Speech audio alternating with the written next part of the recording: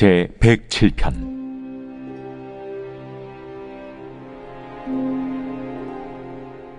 여호와께 감사하라. 그는 선하시며 그 인자하심이 영원함이로다. 여호와의 속량을 받은 자들은 이같이 말할지어다. 여호와께서 대적의 손에서 그들을 속량하사 동서남북 각 지방에서부터 모으셨도다. 그들이 광야 사막길에서 방황하며 거주할 성읍을 찾지 못하고 줄이고 목이 말라 그들의 영혼이 그들 안에서 피곤하였도다. 이에 그들이 근심 중에 여호와께 부르짖음에 그들의 고통에서 건지시고 또 바른 길로 인도하사 거주할 성읍에 이르게 하셨도다. 여호와의 인자하심과 인생에게 행하신 기적으로 말미암아 그를 찬송할지로다. 그가 사모하는 영혼에게 만족을 주시며 줄인 영혼에게 좋은 것으로 채워주심이로다.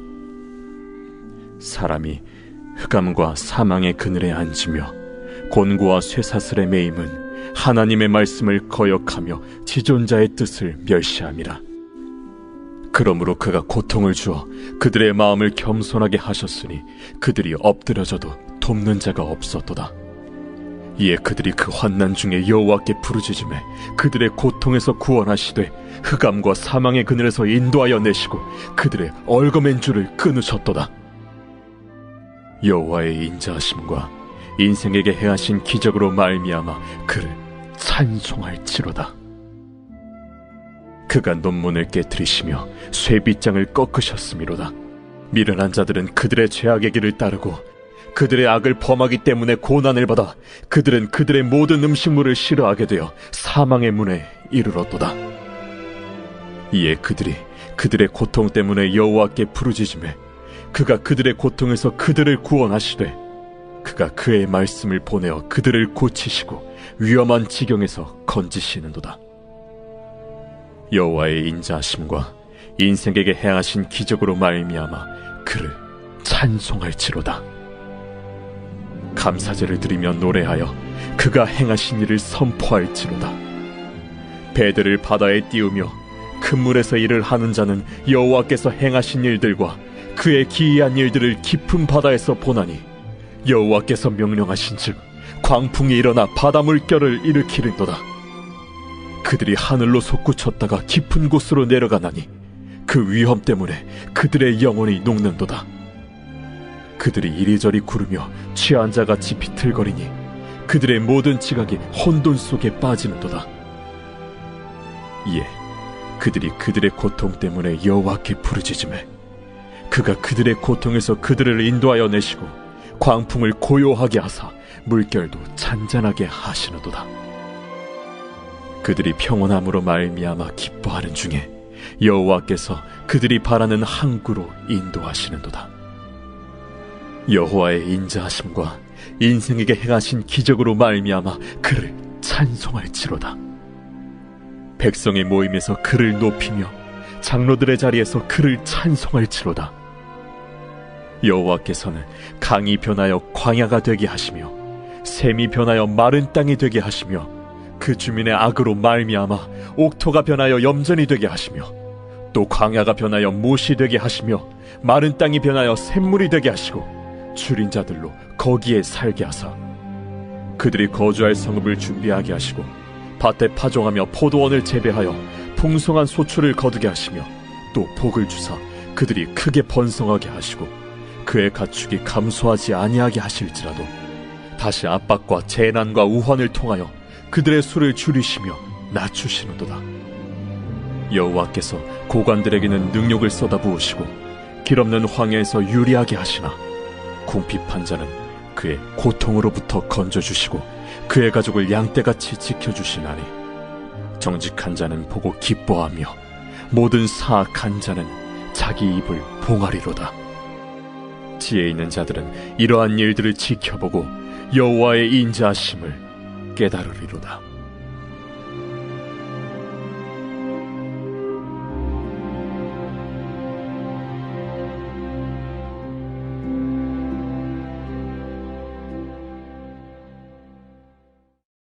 (107편의) 첫 구절은 이렇게 시작합니다. 여호와께 감사하라. 이 명령은 하나님의 자녀라면 즐거이 해야 할 일 중 하나입니다. 여호와께 감사하는 삶.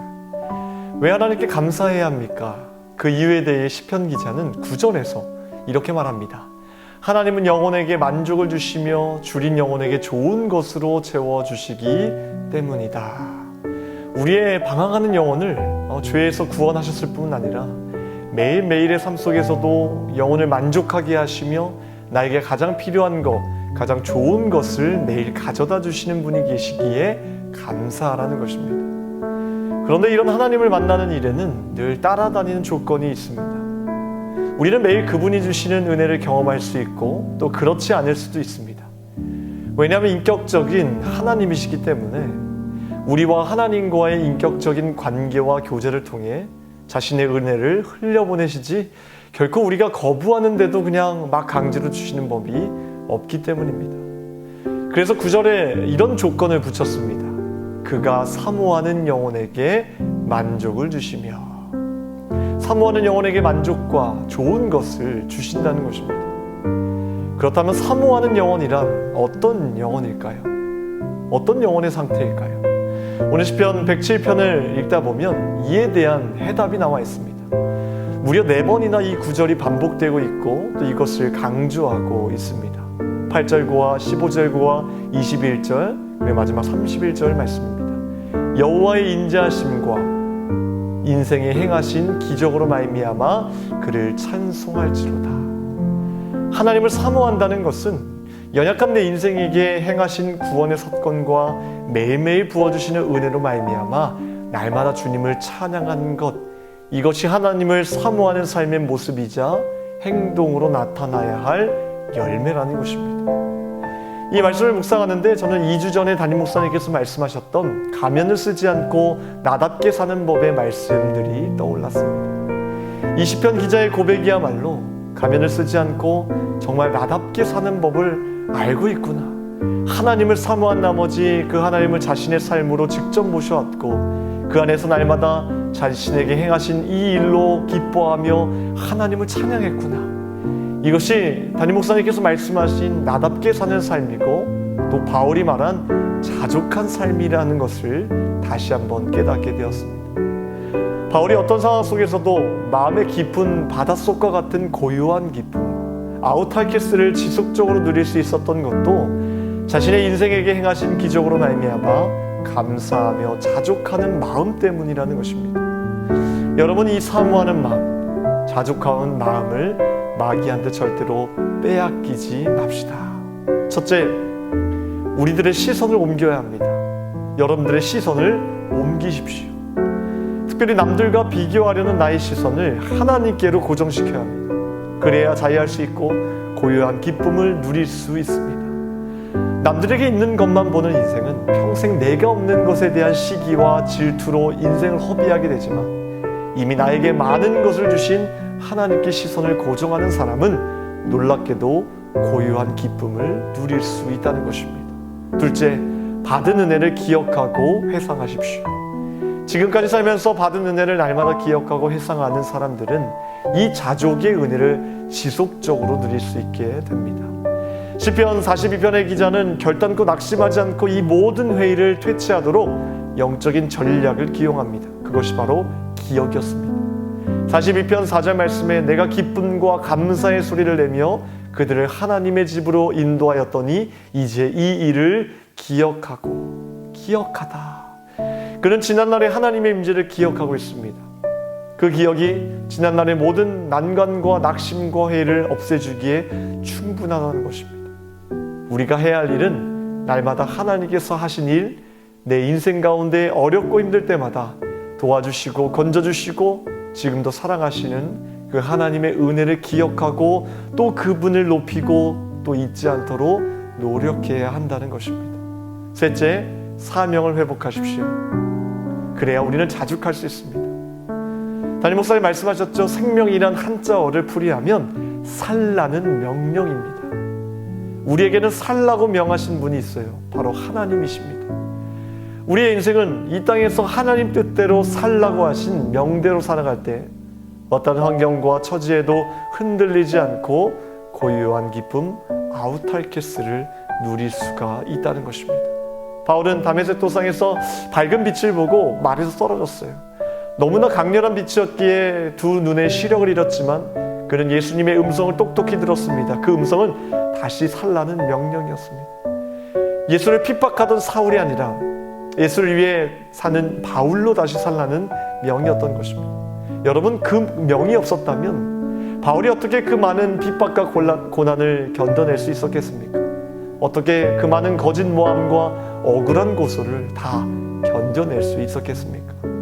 이처럼 과거에 불순종하고 죄만 짓던 자신은 죽고 예수의 생명으로 다시 살리라는 명을 받은 사람은 어떠한 환경과 처지에도 흔들리지 않는 깊고도 고요한 기쁨을 누릴 수가 있다는 것입니다. 여러분, 비교하는 마음을 버리고 하나님의 은혜를 날마다 곱씹으며 살라고 명하신 대로 살아갈 때 우리는 비로소 페르소나라는 가면을 벗을 수 있고 그때부터 정말 나답게 살아갈 수 있게 된다는 것을 기억하시기 바랍니다. 저는 이렇게 생각합니다. 우리가 하나님과 동행하는 삶에 대해 어렵게 느껴지고 잘 안 된다고 생각하는 이유에 대해 저는 이렇게 생각합니다. 스스로가 생각하고 있는 내 인생의 목표가 잘못되어 있기 때문이라고 확신합니다. 내 인생의 목표라는 내용이 달라지면 내 삶을 대하는 우리의 생각은 완전히 달라질 것입니다. 만약 여러분들의 삶의 목표가 오늘 시편 저자 고백처럼 인생에게 행하신 기적으로 말미암아 그를 찬송하는 것이 유일한 목표라면 정말 여러분들의 삶이 늘 군대처럼 끔찍하고 괴로울까요? 확신하건대 하나님 나라 안에서 사랑과 기쁨의 삶을 살아가는 게 유일한 여러분의 목표라면 우리는 지금 당장이라도 내 삶에 대한 우리의 생각은 완전히 달라질 것이고 그 안에서 참된 안식과 평강을 누릴 수 있을 것입니다. 저는 확신합니다. 그러한 삶으로 여러분 나아가시기를 주님의 이름으로 축원합니다. 기도하겠습니다. 하나님, 우리에게 허락하신 고요한 기쁨 아우탈케스를 회복하길 원합니다. 하나님, 남들과 비교하는 것들을 내려놓고 오직 하나님께 우리의 시선을 고정시키길 원합니다. 주신 것들을 날마다 기억하며 회상할 수 있는 믿음을 허락하여 주시고 살라는 명대로 살아갈 수 있도록 도와주시옵소서.